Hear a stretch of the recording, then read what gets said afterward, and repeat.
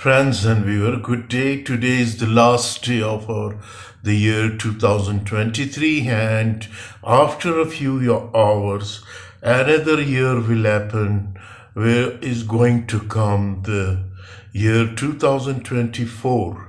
So this is the last day. Let us have some entertainment story, and this is a folk tales of the Indian story, a folklore of Indian, the nonsense story.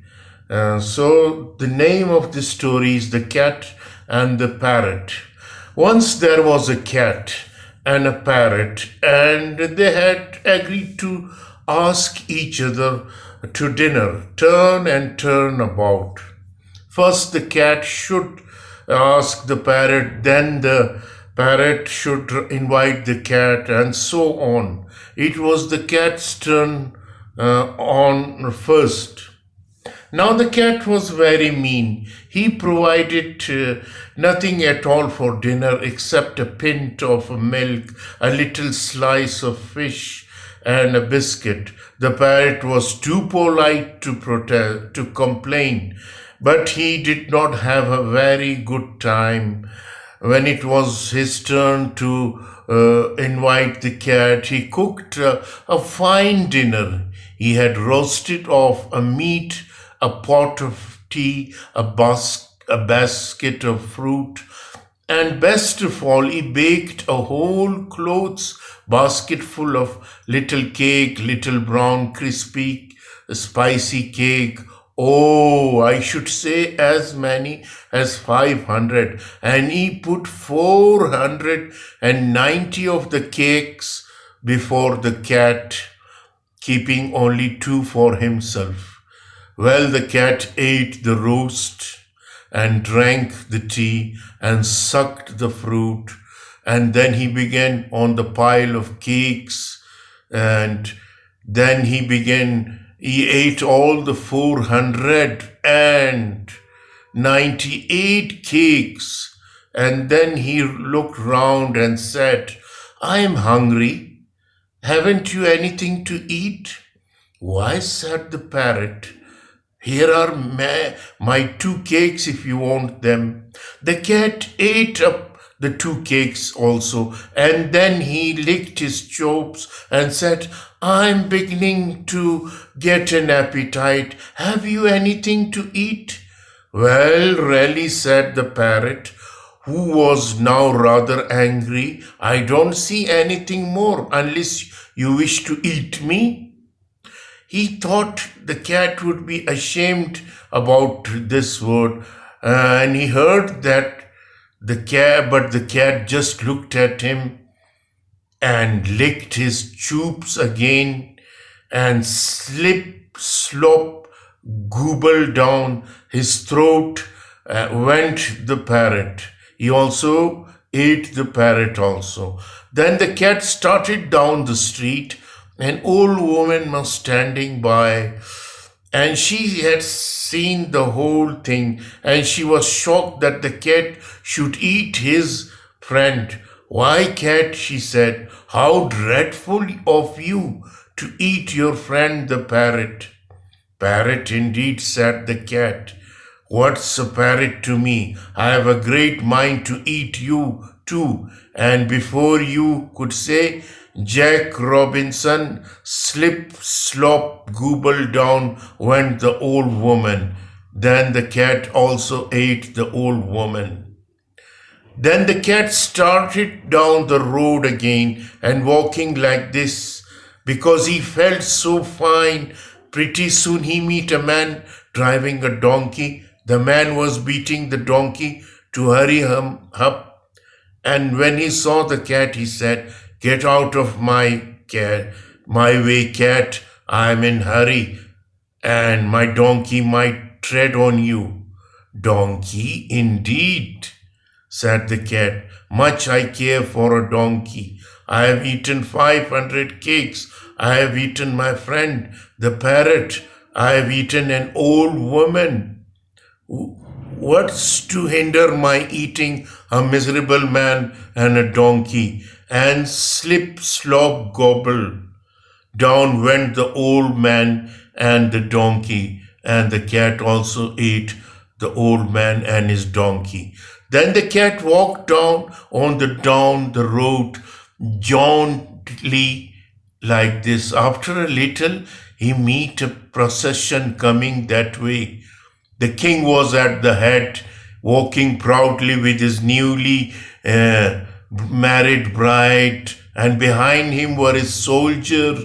Marching behind them were ever and ever so many elephants walking two by two. The king felt very kind to everybody because he had just been married, and he said to the cat, "Get out of my way, pussy. Get out of my way. My elephant might hurt you." "Hurt me?" said the cat, shaking his fat side. "Hoo hoo! I have eaten 500 cakes. I have eaten my friends the parrot.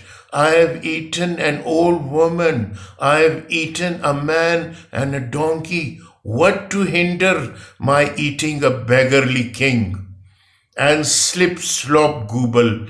Down went the king, down went the queen, down went the soldier, and down went all the elephants. So the cat also ate all these, the kings, the queen, the soldiers, and the elephants. Then the cat went on like this. He had really had enough to eat now. He is now feeling very heavy. But a little farther on, he met two land crabs scuttling along in the dust. "Get out of our way, pussy," they squeaked.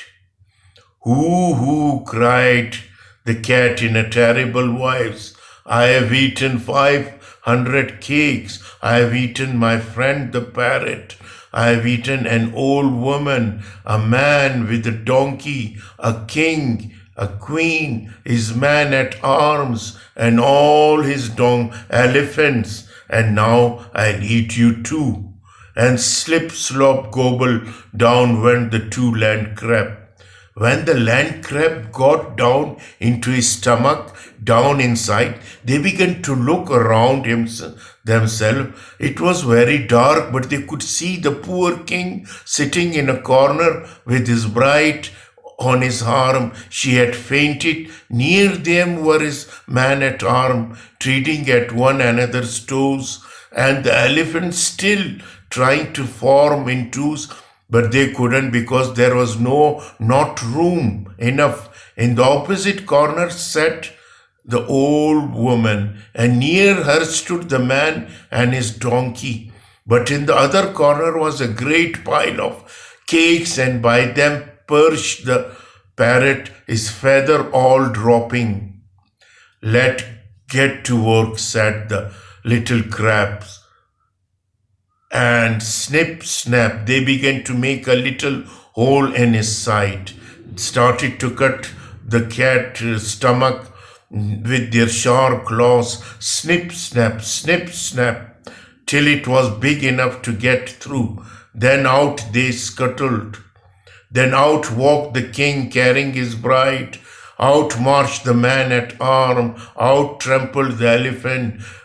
Two by two out came the old man beating his donkey. Out walked the old woman scolding the cat, and last of all out whooped the parrot, holding a cake in each claw. You remember 2 cakes was all he wanted.